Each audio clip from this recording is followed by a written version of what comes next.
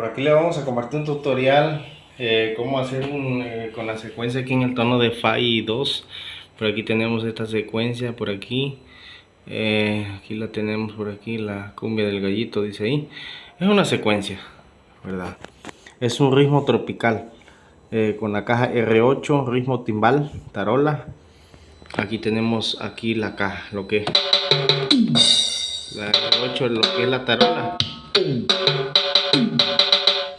Y aquí tenemos lo que es el ritmo. Aquí tenemos un timbal. Vamos a subir un poquito. Esto lo hace la práctica. Suena original. Un timbal.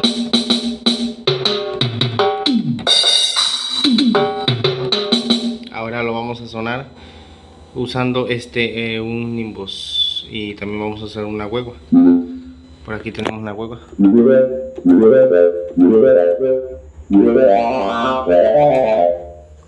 Vamos a probar aquí con este efecto y vamos a sonarlo ahorita. Vamos a usar ese. Vamos a darle aquí play y vamos a iniciar.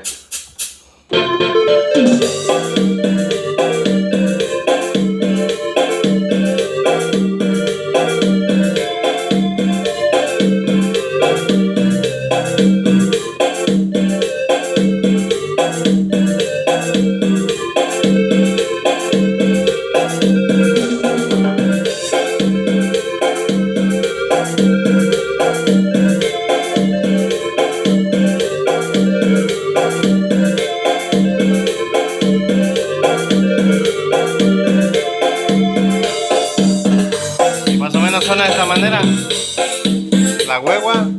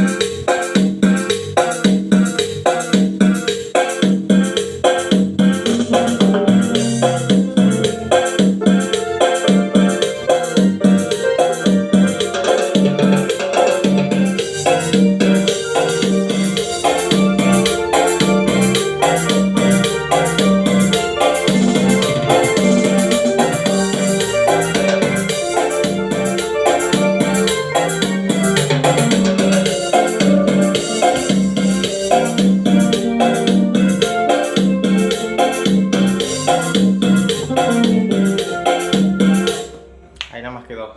Es un intro, solamente una prueba para que vean cómo suena el programa Arcauste. Yo aquí tengo todo, secuencias, samples.